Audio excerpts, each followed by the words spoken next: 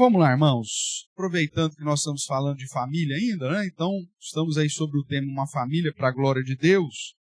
E estamos na aula que trata da educação integral, que a família é responsável por gerar uma educação integral.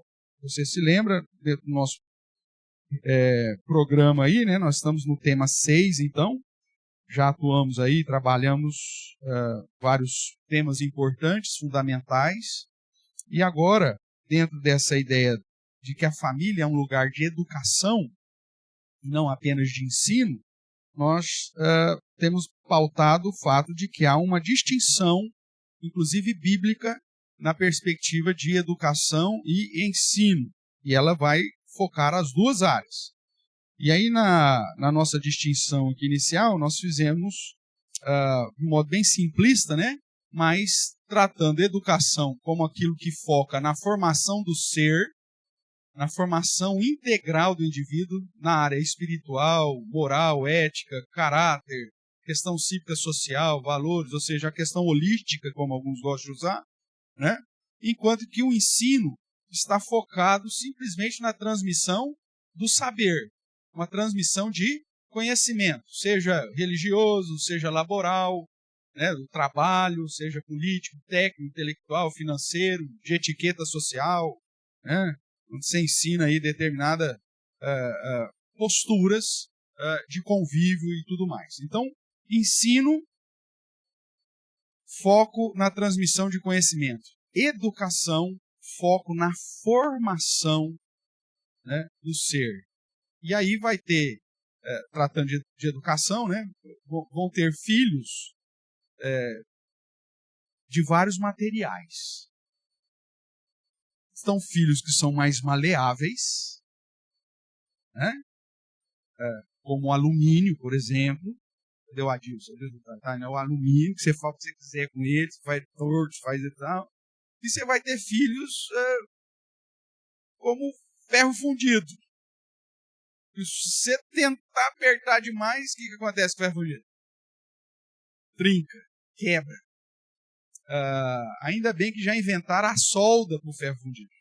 Já tem isso. É difícil, não é um negócio tão simples, não é como o aço, mas até o ferro fundido já dá para você soldar e tal. Vai ficar lá uma cicatriz feia, horrível, né? Mas já tem. Não é isso, Luciano? Já tem. Eu lembro disso. Então, dependendo do material do seu filho, esse negócio da educação integral vai ser mais fácil ou vai ser mais complicado. Mas, segundo o padrão bíblico, tem jeito. É isso que essa é a esperança que você precisa ter. E, na visão de Deus, pau que nasce torto, endireita. Né? Na visão do mundo, não, pau que nasce torto, tem jeito. Não, mas na visão de Deus, tudo é possível. Pode, como eu disse aqui no caso do ferro fundido, né, pode ficar lá uma solda grotesca, né, feiona, mas tem jeito. Então essa é a nossa esperança aí. Então, nosso objetivo aqui é focar na educação integral. Nós já caminhamos aqui um pouquinho e vimos os motivos porque devemos educar os nossos filhos. Primeiro, porque é uma ordem divina. E segundo, porque elas são pecadoras. Elas precisam ser educadas, porque se você simplesmente ensinar algum padrão, ela pode até assimilar aquele padrão enquanto estiver contigo. Já viu aquela criança que na frente do pai é um negócio, o pai virou as costas, é o TAS? Já viu isso? Né? Na hora que está com o pai e com a mãe, a criança parece um anjo. O pai virou as costas, vira um demônio. O que está acontecendo aqui? Essa família, muito provavelmente, ela não está focando na educação. Ela está focando no ensino. E o menino, ou a menina malandra, né, malandrinho como são, pecadores como são, na frente de quem está ensinando, tem uma postura. Virou as costas, vai fazer completamente de acordo com a essência do ser dele, que é contrário àquele personagem que ele criou na frente do pai e da mãe. Então, já tenho que falar, toda vez que a gente começa aqui, eu relembro, o grande problema, inclusive das famílias cristãs, é que nós temos focado no ensino e não na educação. Você ensina o seu filho a decorar o Salmo 119 inteirinho, a fazer a oração do Pai Nosso, né? a recitar o credo apostólico, né? Niceno, a falar datas, a saber o nome dos 12 filhos de Jacó, né? E de citar lá, sei lá todos os animais que estavam na arca, se fosse possível, né? Então, você ensinou tudo isso. Beleza. Então, a vida religiosa dele tá legal. Mas e a vida espiritual? Que é a essência dele, do temor a Deus, do amor para com as Escrituras, para quando a dificuldade bater na porta dele, ele ter as respostas bíblicas de fato para confrontar com as situações adversas da vida. Quando as tentações da adolescência, as influências negativas desse mundo bater a porta dele, qual que é a resposta que ele está pronta a esse o caráter dele conquistar, né? Então, o grande problema e o fracasso de muitas famílias é que focam no ensino e não tem um programa específico para tratar da educação, da formação do caráter. E formação do caráter, irmãos, como nós já vimos no início da nossa sequência aqui, exige a sua presença. Ensina a criança o caminho? Não, no caminho. Formação de caráter exige alguém ali constantemente caminhando com essa criança. Criando situações, inclusive, ou aproveitando situações do dia a dia para passar princípios e preceitos. Então, o pai ausente na vida escolar do filho, ausente no dia a dia do filho, que não sai com esse menino, sei lá,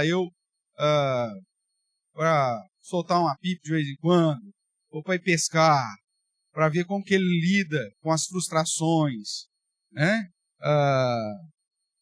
Se ele sobe no muro para roubar a manga do vizinho, você não está lá para ver.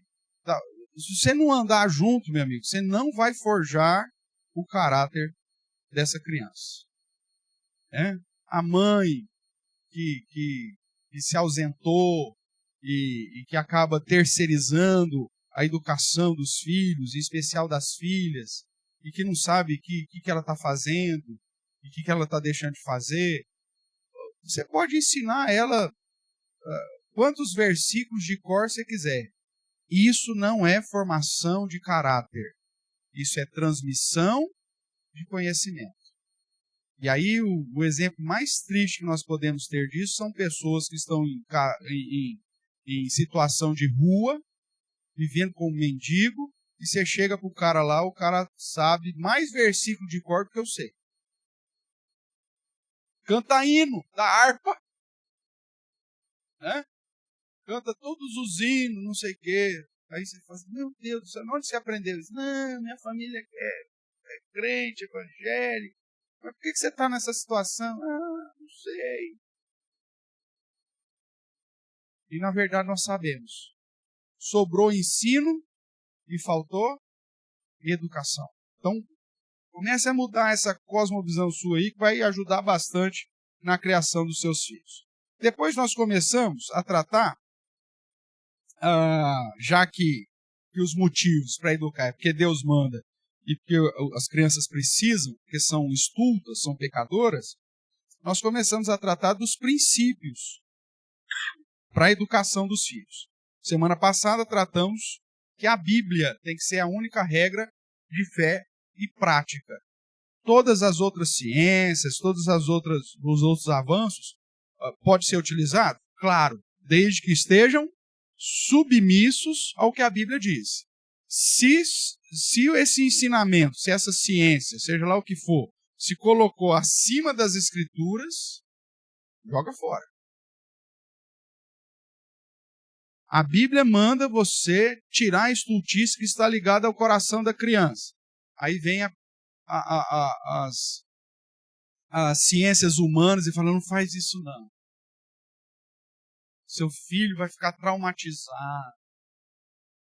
Vai criar um trauma na cabecinha do seu filho. Começa a lidar com a educação dele. Deixa ele solto, porque ele precisa desenvolver a capacidade dele. Se você deixar ele solto, ele vai desenvolver a capacidade pecaminosa dele. É isso que vai acontecer. A criança solta, diz Provérbios, é a vergonha da sua mãe. É a vergonha do seu pai, a tristeza da sua mãe. Porque você tratou de ensino e não tratou de educação. Então, nesse primeiro ponto aí, nós trabalhamos aí com a última frase aqui, né, talvez resumo. As ciências humanas devem nos auxiliar sempre submissas, sujeitas à prescrição bíblica.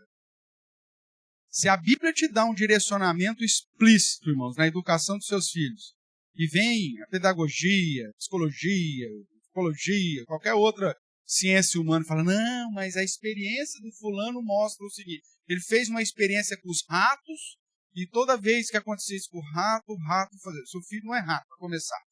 E segundo, que as experiências usadas, não, porque 200 pessoas participaram, 10.000 pessoas participaram de uma experiência psicossocial e demonstrou uma inclinação, tarará. Não confie nessas baboseiras, porque toda pesquisa tem preconceitos.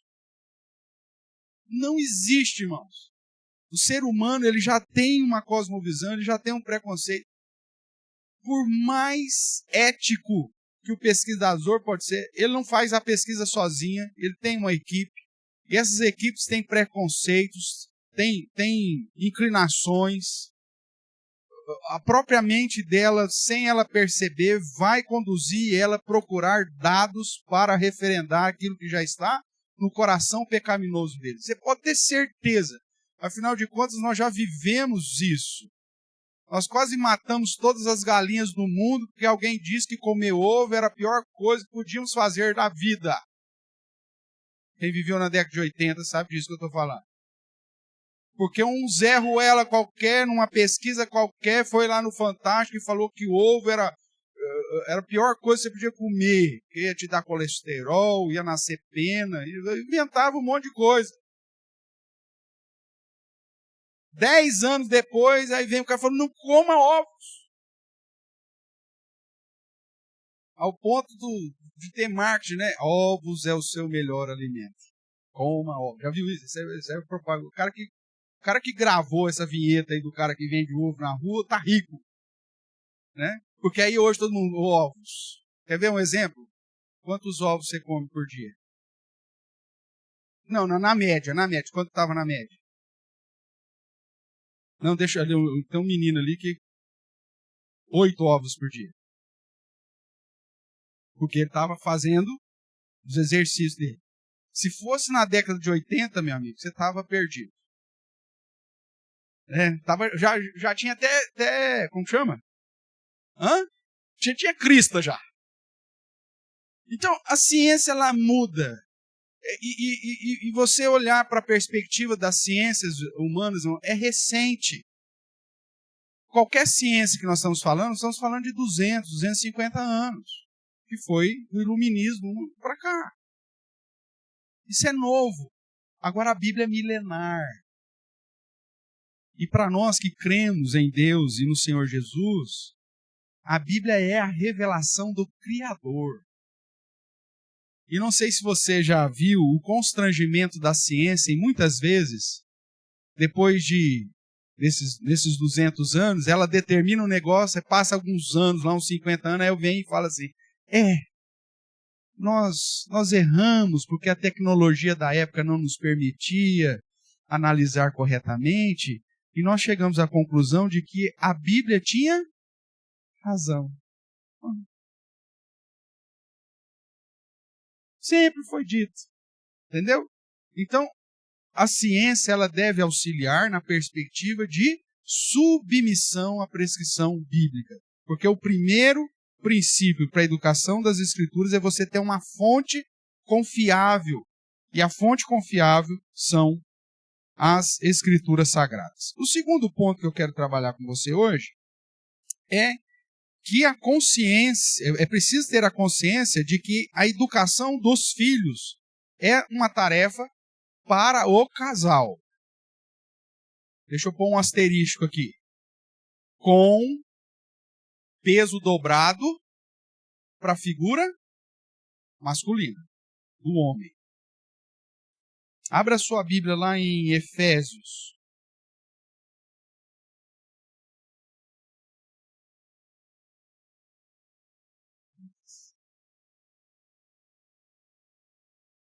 Efésios, capítulo 6.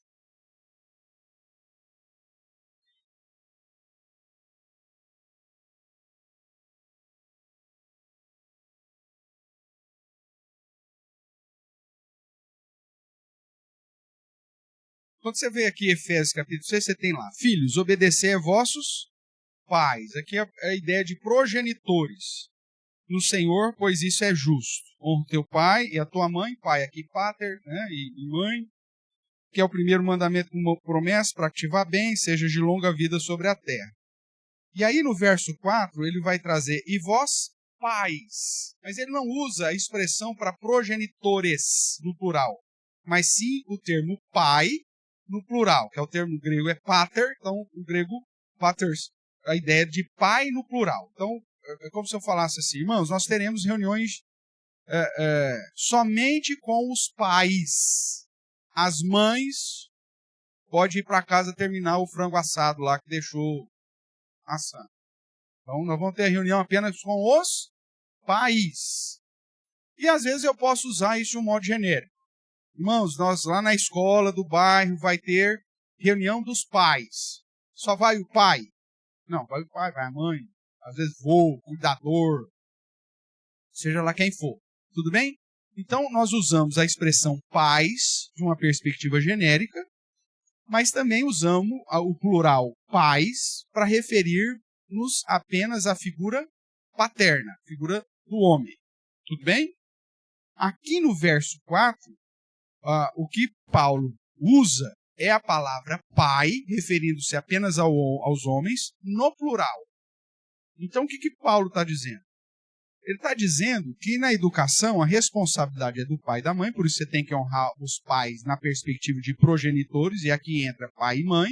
Só que aí ele vai trazer um direcionamento específico à figura do pai. E você, pai, ou vós, pais, não provoqueis vossos filhos a ira, mas criai-os na disciplina e admoestação do Senhor. Então a palavra de Deus vai trazer a responsabilidade e uma consciência que é a tarefa dos pais, Provérbios vai deixar isso muito claro, mas ao mesmo tempo reforçando a ideia das funções que nós já estudamos, que o pai é o líder, que é sobre ele que está a responsabilidade de ser o protetor, o provedor e o promovedor do bem-estar da família, como líder. Então a responsabilidade do sucesso da educação dos seus filhos é da figura paterna. É aquela ideia que eu sempre uso de analogia, né? A questão da hierarquia militar. O tenente é mais homem do que o cabo? Não, é homem igual. Às vezes o cabo até é mais corajoso que o tenente, tudo bem? Mas a postura, ou a graduação do cara faz com que o tenente, hierarquicamente, seja mais responsável do que o cabo. Lembrando que você tem soldado, cabo, sargento, tenente. Tudo bem? Então o tenente é tão homem quanto o cabo e às vezes até menos, na questão de coragem, de alguma coisa. Mas o fato dele estar com a hierarquia de tenente oficial faz dele mais responsável por todas as ações da equipe que ele estiver comandando. Sim ou não? Sim. Temos exemplo triste, clássico, né? Quando eu era adolescente ainda, lá, acho que Diadema, né?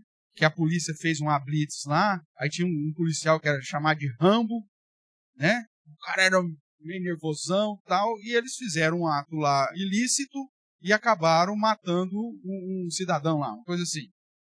Tudo bem.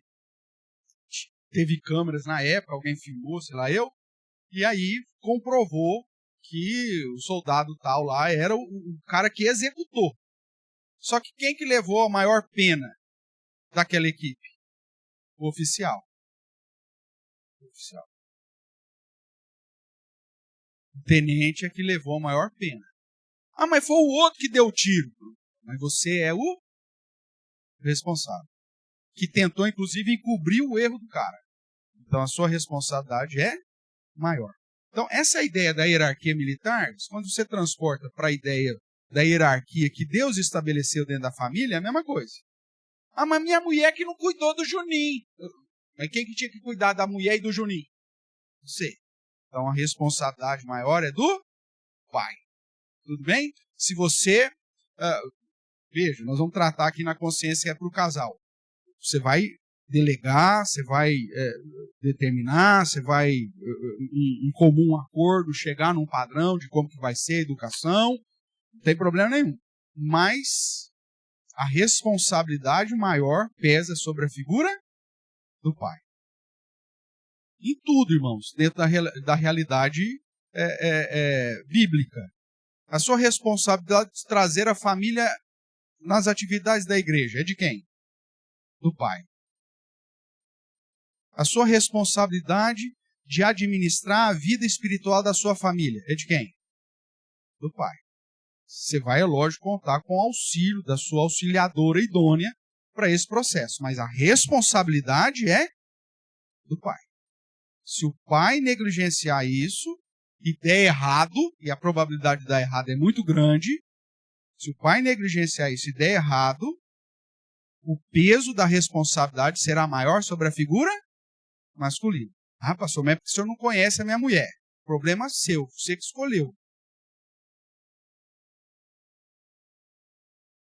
Se você não foi capaz de escolher, meu amigo, aí mostra que o problema ainda é maior. Tudo bem?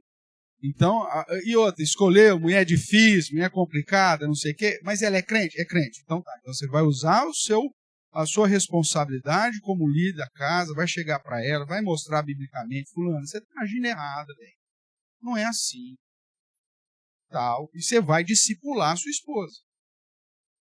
Ah, mas ela é insubmissa, não sei o que, trai para a igreja.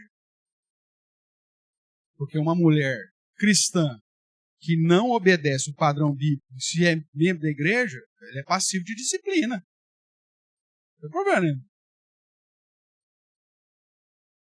Da mesma forma que se seu marido não está cumprindo com a responsabilidade dele como líder da casa, e você está lá brigando com ele todo domingo para ele cumprir os deveres que ele assumiu quando se tornou membro da igreja, aí chega, traz para a igreja, fala, pastor, ó, não aguento mais brigar com fulano lá, o cara não quer saber mais de Deus. Então tá bom, hein? Você vai, o que está acontecendo, meu amigo? Ah, não quero saber mais de Deus. Então tá bom, então você está excluído. Só que isso vai trazer uma consequência danosa para sua família, você pode ter certeza disso. Não tem como amenizar as responsabilidades, irmãos, na formação da família. E como eu falei recentemente lá no nosso acampamento de casais, foi maravilhoso. Você não foi, você perdeu, como diz a Val, né? Quem não fez não sabe o que perdeu. Foi o que você falou? Foi muito gostoso. E a gente trabalhou com várias áreas de administração da casa, para edificar a casa. E uma das coisas que eu falei lá é o seguinte: se você não planejar edificar a sua casa, isso já é um planejamento. Só que é um planejamento por fracasso. A falta de planejamento, alguém já disse, eu acho que é Ducker que diz, né? A falta de planejamento é um planejamento por fracasso. Então você, como marido, como líder, como responsável, você tem que ter um plano, meu amigo. E o plano não é simplesmente passar ensino. O plano é de formação de caráter. E que, inclusive, de discipular e auxiliar a sua própria esposa no crescimento espiritual. Você pega o texto de Efésios, vai dizer que o marido tem que amar a esposa como Cristo. Da mesma forma que Cristo dota a igreja, que Cristo alimenta a igreja, que Cristo cuida da igreja, você tem que fazer. Então a responsabilidade de ensinar, de discipular a esposa é sua como marido. Você tem inclusive uma exigência bíblica referendando a autoridade masculina na igreja, que Paulo fala, olha, eu não permito que as mulheres ensinam na igreja, e que se porventura alguma irmã tem dúvida, tira a dúvida onde? Em casa. Com quem? Com o marido. Agora, se o marido é uma quarta-feira espiritual, não tem conhecimento teológico nenhum, vai tirar a dúvida de que jeito? Mas é responsabilidade bíblica que aponta para a sua função como um provedor. Não é provedor só das questões físicas, de alimento, casa, mas é provedor também das questões de ensino e educação espiritual para a sua família.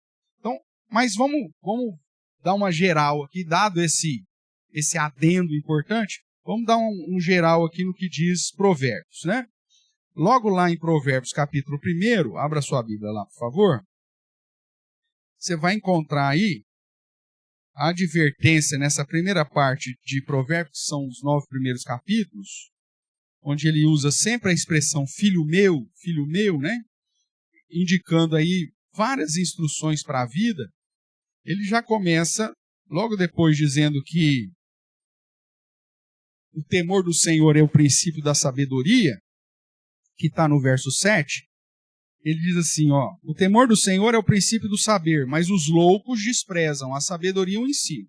E aí ele diz no verso 8, filho meu, ouve o ensino de quem? Do teu pai. E não deixes a instrução de quem? Da tua mãe. Essas palavras traduzidas por ensino e instrução, irmãos, obviamente que ela não está obedecendo àquela nossa noção de divisão entre educação e ensino. Tanto é que uma desses princípios aqui é lei, é Torá, né? Mas que foi traduzida por ensino, foi traduzida por instrução. Nós já estudamos isso também recentemente, quando estudamos todo o livro de Provérbios aqui, se não me engano foi de quarta-feira, né, que a gente teve uma sequência de estudos de Provérbios, afinal já faz 8 anos que nós estamos caminhando junto aí, eu não lembro direito se foi quarta ou se foi outra data. Mas estudamos todo o livro de Provérbios. Se você tiver interesse, tem lá no playlist lá, para você, caso tiver interesse de relembrar os estudos de Provérbios, está lá, tá bom? Então veja, aqui você tem uma instrução aos filhos, dizendo, olha, você vai ouvir só o que seu pai fala? Não, é um paralelo. Ouve o ensino do teu pai e não deixes a instrução da tua mãe. Então a Bíblia vai mostrar que dentro da educação dos filhos, essa é uma tarefa coletiva. A única diferença é que a responsabilidade pesa mais sobre a figura masculina. Mas não é que é só o homem que vai fazer o processo e a mulher vai ficar lá olhando. Não. Quando precisar, você me chama. Não, é uma tarefa para o casal. Agora, esse casal tem que estar em harmonia. Qual que é o grande problema da formação do caráter dos nossos filhos? O pai fala uma coisa, a mãe fala. Quando o pai for trabalhar, ele fica frio. Ou vice-versa. A mãe fala, por que não já se viu? Vocês têm que ter responsabilidade. Aí o pai pisca com o moleque. A mãe vira as costas dos outros. Dá risada da cara da mãe.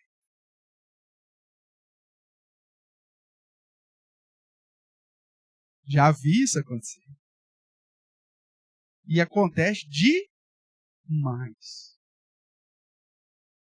Então veja, não há concordância entre o pai e a mãe no ensino e na instrução do filho. Você está formando um caráter, a educação está formando um tranqueira. Em duas caras. Você está formando duas caras. Que na frente é uma coisa, atrás é outra. Com o referendário do pai e o referendário da mãe. Né? Às vezes você vê lá, o marido está lá, o cara se matando, tá, para promover e prover o necessário para a família, não sei o que, tarará, tititi, e a mulher está mandando recursos por fora. Eu lembro de uma situação com os meus avós, acho que eram 9 filhos, era eu. Então, imagina, você manter a provisão de uma casa com 9 filhos não é nada fácil, né? E quando eu ainda era pequeno, acho que eu só tinha 2 tios, um tio e uma tia casada. O restante ainda tudo morava na casa do meu avô. E aí, nas férias, eu passava as férias lá, na casa deles, e às vezes ia no supermercado com meu avô, aquela coisa, não tinha carro, então ia, e depois tinha que vir a perua trazer a compra, já fazia a compra do mês. Não dava para comprar. Aí aquela coisa, beleza. Aí, minha avó, que tinha lá uma percepção extremamente religiosa das coisas, queria fazer o bem. Aí, vira e mexe, estava lá nas férias, a avó falava assim, vai lá conversar com o vô, que eu vou fazer uma sacolinha para eu levar para a igreja. E o vô não pode ir na cozinha. Se ele vê que eu estou pegando coisa da despensa para levar para a igreja, ele vai dar um mal. Aí vai o tonto aqui, né? Ô vô, vem cá, deixa eu fazer uma pergunta pro senhor. Ia lá, ludibriava o vô contava a história, aquela história que ele já tinha contado umas 300 vezes para nós. Ouvia mais a 301, e nisso a avó saía, passava no vitrô. Vamos na igreja? Vamos, vou na igreja. Aí na igreja ainda ajudava a carregar a sacolinha. O que minha avó estava fazendo? Fazendo bem para os outros e acabando com o meu avô, cara. Entendeu? E aí, agregando quem? O neto. O que ela está ensinando para o neto? Que eu posso ludibriar o meu avô, que eu posso ludibriar o meu pai, que eu posso ludibriar o meu patrão, que eu posso ludibriar qualquer outra autoridade que tiver na minha vida. Se os fins é para fazer o bem para os outros, não importa se eu faço o mal para quem eu gosto. Isso que ela fazia comigo era ensino? Não, era mais que ensino. Era educação. E ela estava me educando a ter mau caráter. Fazia isso de propósito? É lógico que não. Mas ela queria ajudar os outros, não sei o quê. Tá bom, minha filha, faz um crochê, aprende aí, vende o seu crochê, pega o dinheiro do seu crochê e dá de cesta básica. Então você vai roubar seu marido? Que tem que sustentar 9 filhos? Então, o jeito que nós andamos educa mais do que aquilo que nós falamos. O transmitir de saber foca em ensino, mas a prática do dia a dia educa e forma o caráter do cara. Se durante a minha educação eu não fosse confrontado com essa prática, se tivesse sido referendado pela figura do meu pai, pela figura da minha mãe, muito provavelmente isso seria parte da minha essência. Eu vou ludibriar as autoridades. Se é para fazer bem para alguém, estilo Robin Hood, né? Vou roubar de quem tem mais para dar para quem tem menos. Olha que coisa linda isso. Não, isso não é coisa linda. A Bíblia te ensina, você quer ajudar um necessitado? Não roube. Trabalhe com as próprias mãos e aí socorra o necessitado. É o que eu falei, vai fazer o crochê. Você quer levar a cesta básica para ajudar a igreja católica, que no caso ela era? Não tem problema, acho que é algo digno voto a senhora fazer. Mas então trabalhe com as próprias mãos aí, faz um dinheirinho aí dos seus talentos aí a senhora faz o que a senhora quiser com o dinheiro da senhora. Porque a Bíblia diz, aquele que furtava, roubava, não rouba mais. Antes, trabalhe para ter com que acudir o necessitado. Olha aí. Olha que visão totalmente diferente. Então, irmãos, cuidado com a desconexão entre a fala e a prática. Porque a prática educa, mesmo que a fala transmita conhecimento, transmita ensino. O que vai ficar no coração do seu filho, da sua filha, é o que você educa. Porque é formação de caráter. E é isso que a gente tem que focar para intencionalmente ter uma concordância entre pai e mãe, para que o ensino do pai seja a mesma coisa da instrução da mãe. Porque se tiver discordância, o Juninho vai escolher aquilo que estiver mais inclinado para a pecaminosidade dele. O filho, ele é malandro. Ele vai escolher aquilo que mais satisfaz o próprio coração. Nós vemos na Bíblia, então, vários textos voltados para os filhos, chamando-os a atenção quanto ao obedecer, honrar, respeitar pai e mãe. Isso é exigido porque a obrigação e a responsabilidade de criar os filhos dentro dos padrões estabelecidos por Deus em sua palavra é justamente do pai e da mãe. De quem que é a responsabilidade de criar filhos, irmãos? Do pai e da mãe. É dos avós? É da creche? É da igreja? Não. O segundo princípio para a educação dos filhos é você entender que a responsabilidade é do pai e da mãe. É só do pai? É só da mãe? Tem aquela assim, bem, ó o Juninho aqui. Você é o pai ou miserável? A mãe fala assim, bem, o Manga Rosa, ou Tigrão, sei lá como que você chama seu marido. Tigrão, vai lá, fala com o Juninho lá, para ele ir tomando banho, senão ele vai atrasar para a escola. Aí vai lá o Tigrão, que na verdade é um gatinho, né? Aí chega lá o Tigrão e fala assim, Juninho, a mãe mandou você tomar banho. Não vou.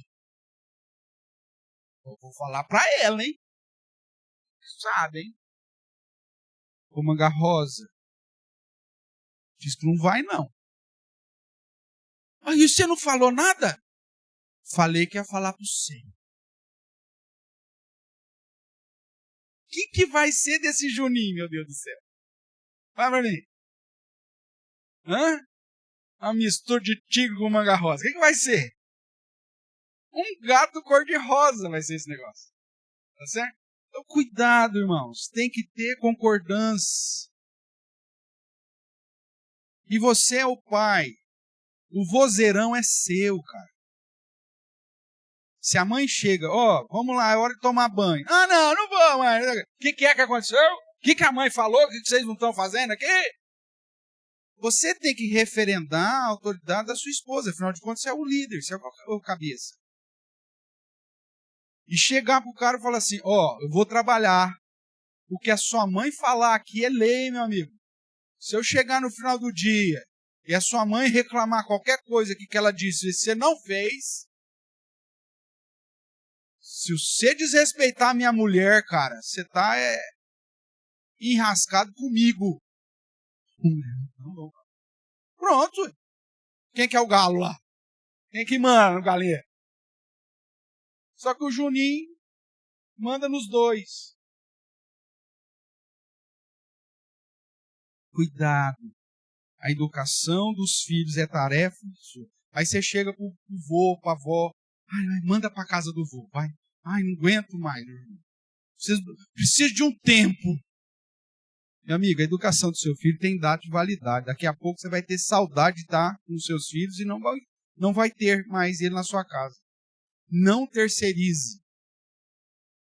Dá uma galinha pintadinha para esse moleque, pelo amor de Deus.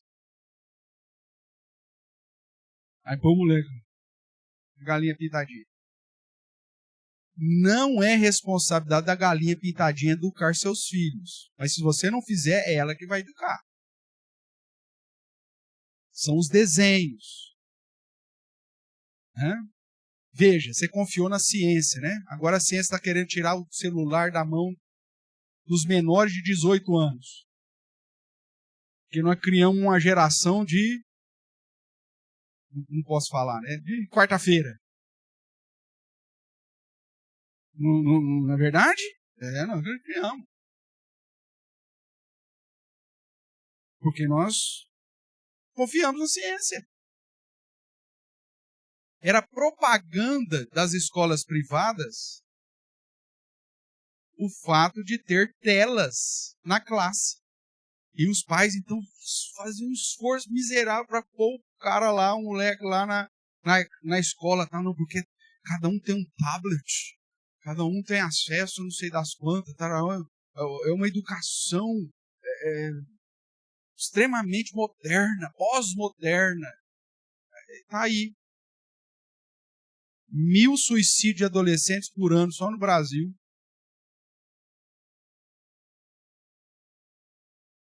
Na minha época, adolescente morria porque ia catar pipa da alta tensão.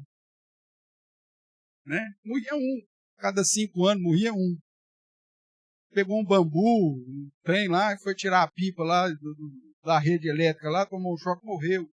Aí a cada 5 anos morria um porque pulou no lago lá, bateu a cabeça numa pedra. Era assim, morria um a cada 5 anos. Hoje é 1.000 por ano. Só de suicídio. Aí você fala assim, nós estamos criando uma geração melhor? Claro que não. E aí você fala, qual que foi o problema? Não foi só o fato de você confiar na ciência, foi o fato da ausência do pai e da mãe. Eu vi um vídeo essa semana, se não me engano ontem,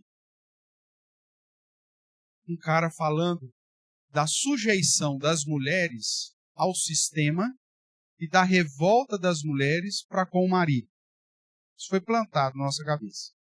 Aí o vídeo, talvez você já tenha visto esse vídeo. O vídeo, em inglês, ele fala assim, faz uma pergunta para as mulheres. Você quer trabalhar fora? Sim ou não? Sim. Se o seu patrão falar para você que você não pode usar determinada roupa, você obedece? Sim ou não? Sim. Quer trabalhar, quer ganhar dinheiro. Então falou, não pode vir de manguinha e nem de decote. Nós vamos usar um uniforme aqui, mais comportadinho, estilo terninho. Você usa? Usa. Se o seu patrão, seu empregador, falou assim, amanhã, 7 horas da manhã, nós vamos ter uma reunião de equipe. Você vai?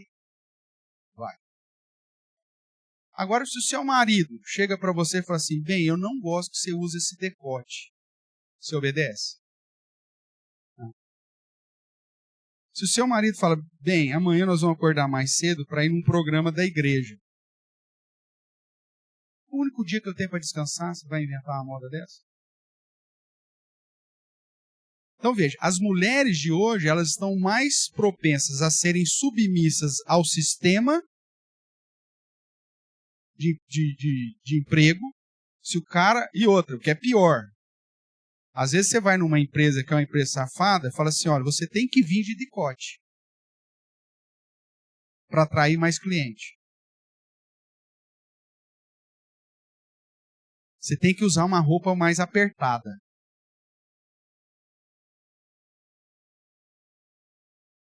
Hoje gasolina agora está entrando nessa barca. Está contratando só mulheres. E aí põe um uniforme estilo roupa de academia para as mulheres ficar atendendo lá e já aumentarem 50% o faturamento da lanchonete. E aí fica um bando de atrapalhado lá tomando cerveja, olhando as moças trabalhar de colã. Aí você pergunta para essa moça, por que você se submeteu a isso? Por que você se sujeitou a isso? Porque eu quero trabalhar. Mas se o seu marido tivesse falado, não quero que você use essa roupa, você aceitaria? Não, você cria um campo de batalha, meu amigo. Porque meu corpo, minhas regras, minhas roupas, eu que estou pagando, eu que ganhei, o meu trabalho é meu, o dinheiro é meu, eu compro a roupa que eu quiser, do jeito que eu quiser, e eu uso mesmo, e se você não quiser, o problema é seu. É assim ou não é? É. E tem muita mulher cristã que embarcou nessa onda, velho. E que acha que ser submissa ao sistema de trabalho ou do empregador é mais lucrativo do que ser submisso ao esposo, e vou além, de ser submisso à palavra de Deus. A responsabilidade de criar filhos é do pai e do filho. Abra sua Bíblia no Salmo 128.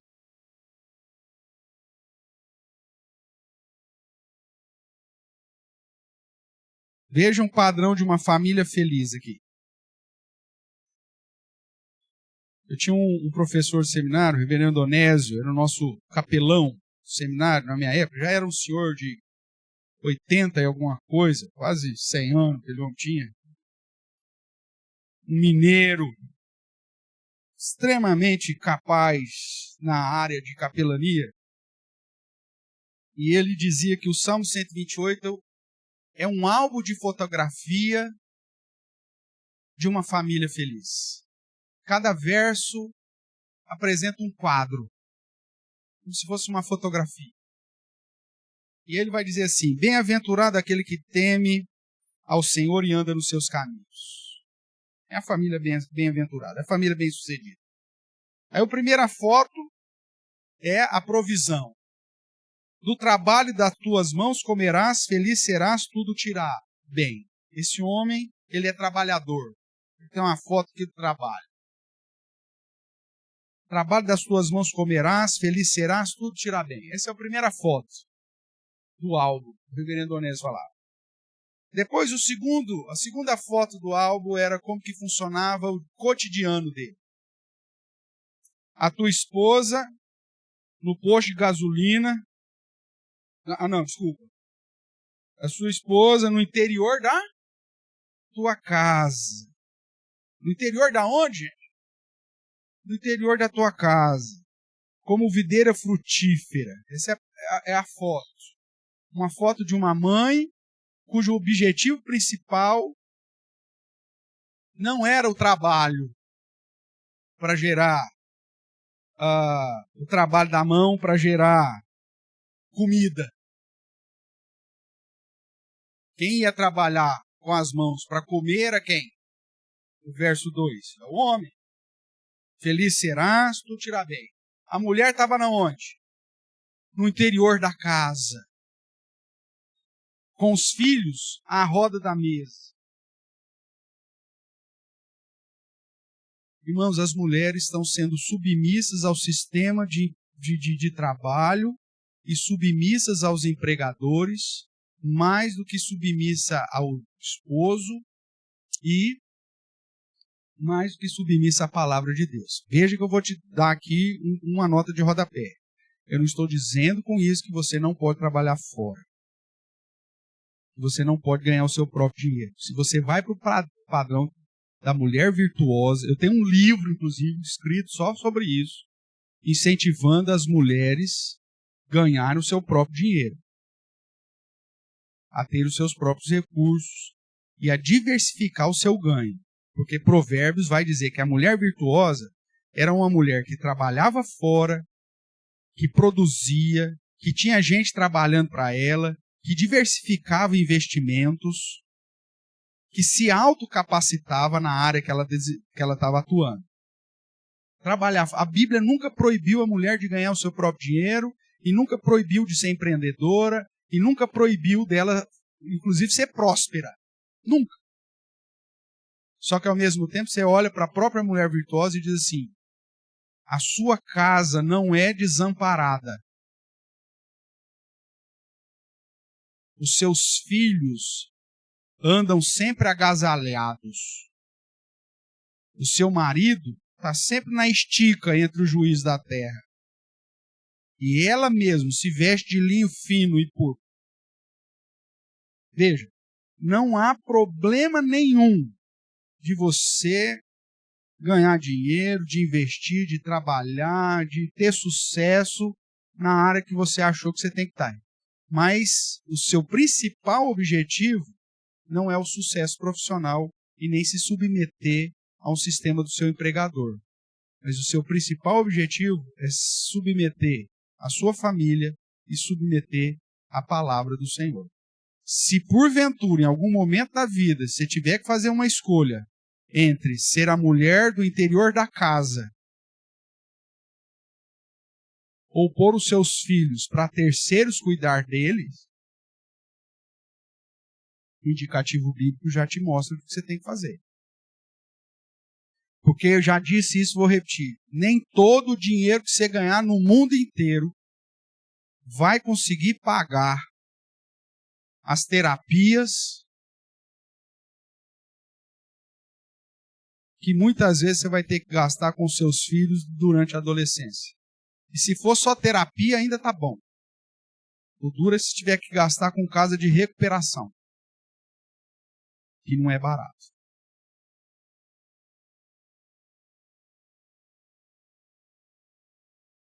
Nós acreditamos, irmãos,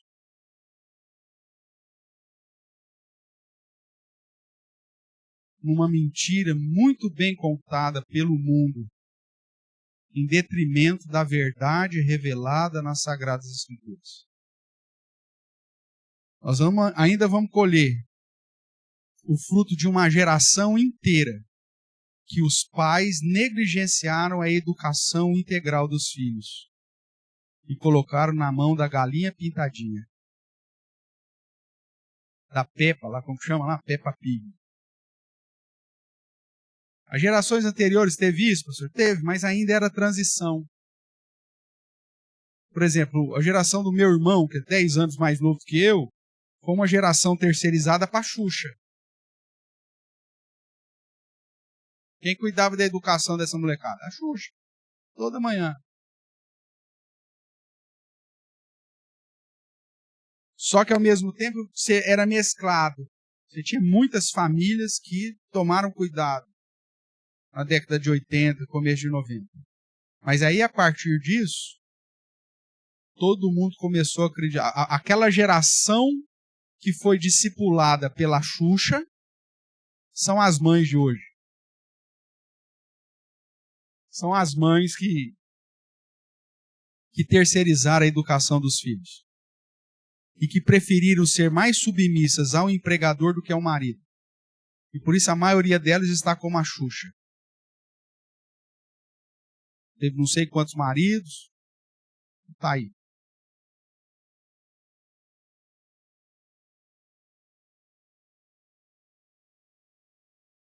Ou a Bíblia é o padrão, meus.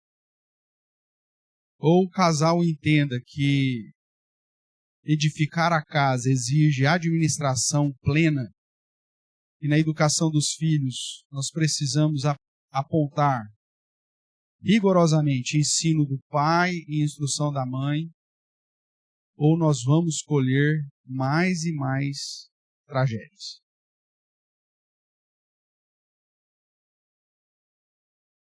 A ausência da educação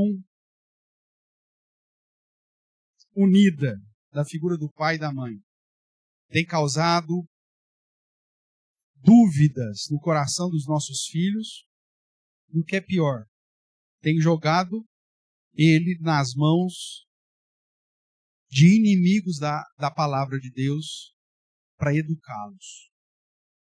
Falávamos um bate-papo informal lá no acampamento, se não me engano, acho que com o Taviano e a Sabina, e a ideia que nós identificamos é que a nossa geração, em especial os nossos educadores, os professores descrentes, o foco que eles querem é desacreditar nos nossos filhos o papel da família.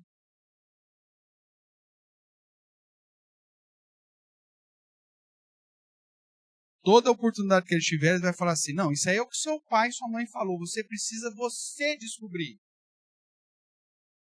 Você não pode dar ouvidos ao ensino do seu pai e à instrução da sua mãe. Você tem que se autodescobrir. Que a Clarice até falou que era um dos princípios do relativismo lá, naquele bate-papo que a gente teve. Se você não tiver a figura de um pai e de uma mãe constante na criação dos filhos, inclusive para prepará-los, não só ensiná-los, mas formar o caráter dele, para ele estar pronto a responder para esses miseráveis que estão infiltrados no sistema educacional e que estão lá só para colocar minhoca na cabeça dos nossos filhos sem fundamento nenhum. Se você não preparar isso, meu amigo, você vai perder.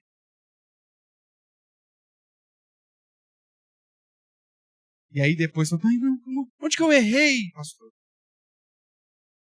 Eu já disse, é possível sentar e fazer uma listinha. Porque nós estamos dando mais ouvidos ao que o mundo diz, ao conselho do ímpio, do que às verdades reveladas nas Escrituras. A educação dos nossos filhos é uma tarefa para o casal. Na sociedade, a nossa sociedade tem trabalhado com a ideia de que a educação dos filhos é uma tarefa, se não exclusiva, na maior parte do tempo, responsabilidade das mães. Isso aí também é um dos pontos capengas. Pai e mãe têm que estar envolvidos nesse negócio. A mulher, obviamente, principalmente se ela não trabalhar fora, é aquela que vai passar mais tempo com os filhos. É óbvio. Mas a tarefa não exclui a figura paterna. A mãe não pode assumir essa responsabilidade sozinha. Se o marido está negligenciando, você fala, bem, eu preciso que você dê o direcionamento aqui em casa. Tá certo, todo mundo sabe que sou eu que mando, mas para as crianças, elas precisam entender que é você que é o líder aqui. Nem se for esse combinado. Não tem problema você ter esse combinado secreto com a sua mulher. Não tem, não vou falar que você não pode ter esse combinado. Mas, pelo menos na educação dos filhos, e a mãe tem que referendar o pai.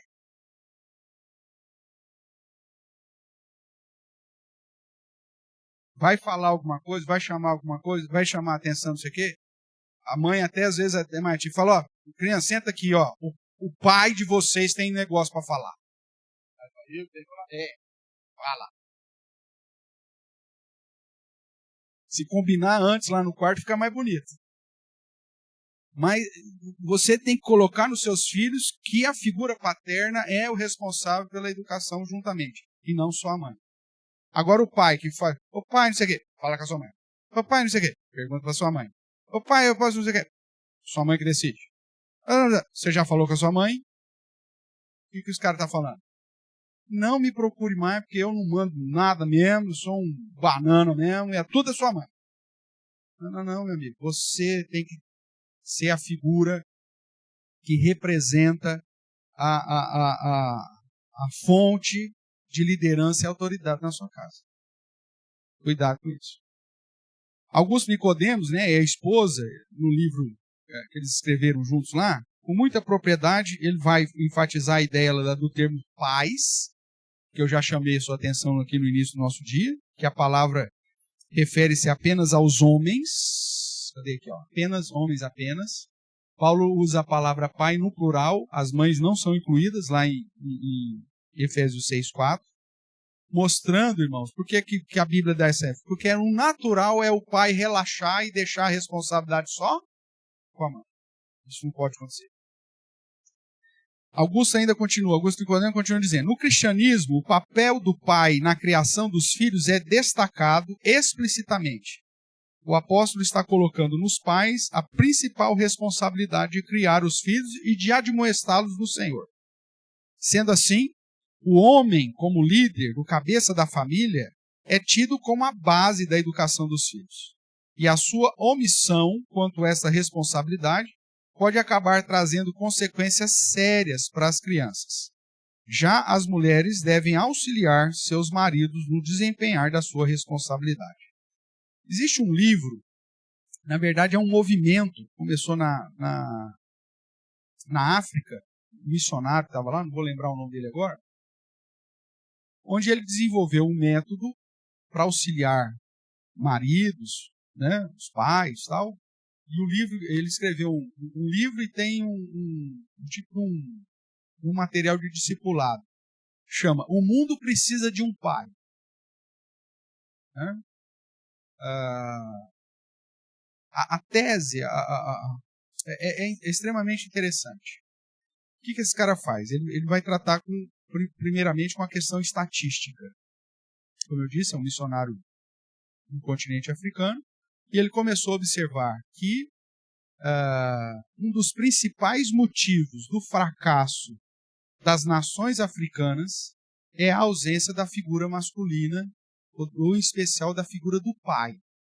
Primeiro por conta das guerras, né, das guerras civis dos países, então muitos homens morrem, como também a questão da AIDS, questão de doenças endêmicas, né, e a pobreza que acaba conduzindo também o pai a procurar melhores condições de vida em outros países, tentar atravessar o Mediterrâneo a nado, né, para entrar na Europa, para depois trazer a família. Então isso faz com que várias nações africanas, o número de crianças que não contam com a figura do pai é algo absurdo. E ele então vai descrever que um dos motivos do fracasso das nações africanas é a ausência da figura do pai. As crianças crescem perdidas, sem direcionamento. E aí ele vai ampliando esse estudo e vai usando a Ásia, usando a própria Europa, o Ocidente, a América Latina, e com estatísticas, com números, mostrando aquilo que todo mundo já sabe, mas que ninguém tinha tido um olhar específico para isso. Por exemplo, no Brasil nós sabemos que filhos de pais separados, ou seja, que não têm a presença do pai na casa, a probabilidade é de 80% das meninas se envolverem com sexo antes dos 15 anos. Tá? Isso é estatístico. Então você tem lá uma família, não tem a figura paterna, a menina em busca da proteção, da liderança, né? Vai aparecer um motoqueiro na vida dela e a tendência é que ela se envolva emocionalmente e sexualmente muito cedo. Não precisa ser um expert para entender que isso acontece. Tá? A menina, sem a figura do pai, ela vai ter a tendência muito maior de procurar um namorico ainda lá na época de colégio, de escola, né, de ginásio, como eram os termos mais antigos. E eu não vou lembrar exatamente do percentual, mas eu tenho, inclusive, registrado isso de alguns anos atrás, que os meninos sem a figura paterna têm um percentual também acima de 70%, com certeza, de se envolverem com vícios ou drogas. A ausência da figura paterna. Então, um lar que você tem a figura do pai e da mãe gera mais proteção para os filhos. Mas acontece. Claro que acontece. Porque o foco, muitas vezes, não está na educação, está no ensino. Se você não foca em formação de caráter, amigo, a probabilidade de dar errado, mesmo com o pai, com a mãe, com o vô, com a avó, todo mundo morando junto, vai dar zero.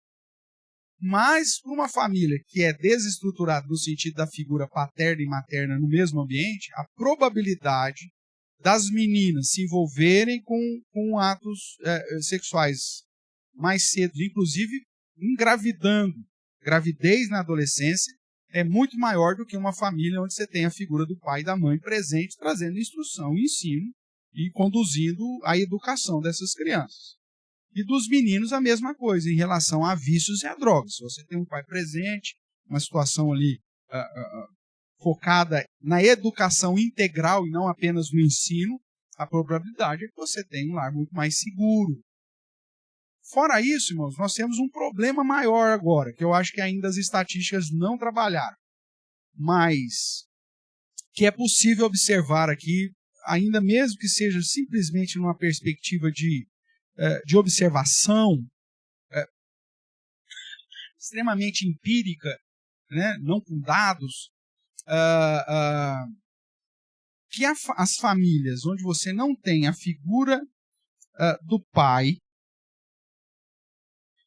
ou se você tem uma família com a figura do pai extremamente distorcida, um pai que bebe, um pai que fuma, um pai que, sei lá, totalmente fora do padrão, a probabilidade dessas crianças serem acolhidas pelas ideologias LGBTistas é muito maior do que uma família onde você tem um padrão de o pai é macho, a mãe é fêmea, e que você trabalha essa estrutura familiar e bíblica na relação das crianças desde pequenininho. E aí, nessa conversa informal, inclusive, com Sabrina falando, antes, nós íamos começar a falar de sexualidade dentro da igreja com os adolescentes. O que quer ser menino, o que quer ser menina, né? O Papai do Céu fez homem, fez macho, fez fêmea, apenas 2 gêneros. Você tratava com isso com a molecada de 13, 14, 15 anos. Hoje, se você não começar a falar já com 5 anos de idade, quando chegar com 7, ela já fala, pai, eu sou bissexual, com 7 anos de idade. Então veja, a ausência do pai, isso eu não tenho dados, mas pela minha observação como pastor, uma família onde não tem a figura paterna presente, a probabilidade é muito maior, irmãos. É simples. Pensa no aprisco das ovelhas. Um aprisco todo murado de pedras, no padrão bíblico, com porta, um pastor e um cão pastor, que é o auxiliador do pastor.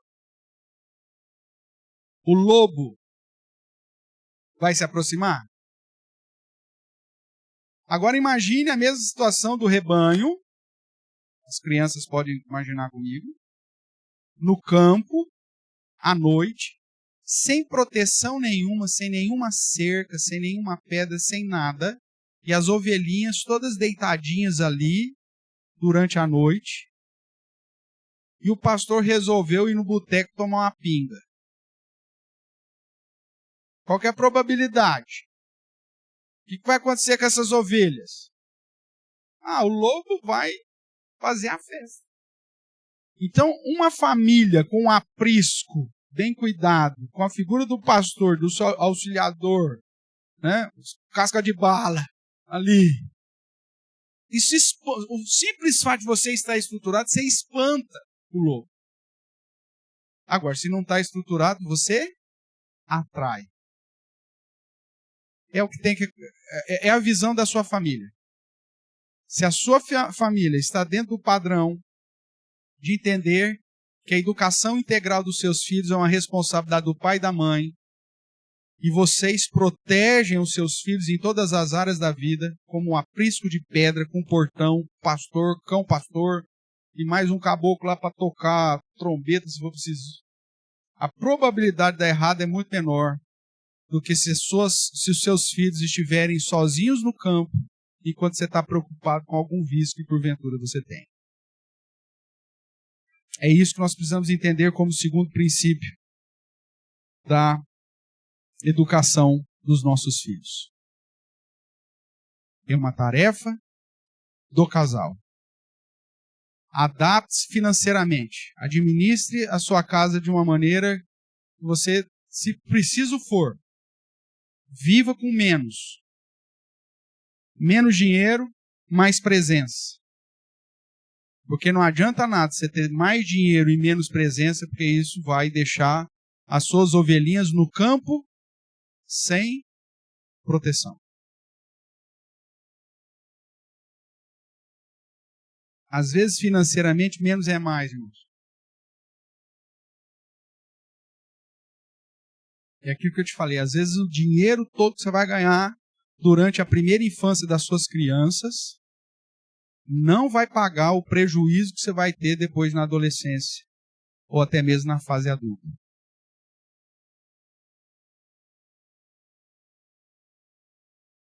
Com remédios, crianças ansiosas, crianças em depressão,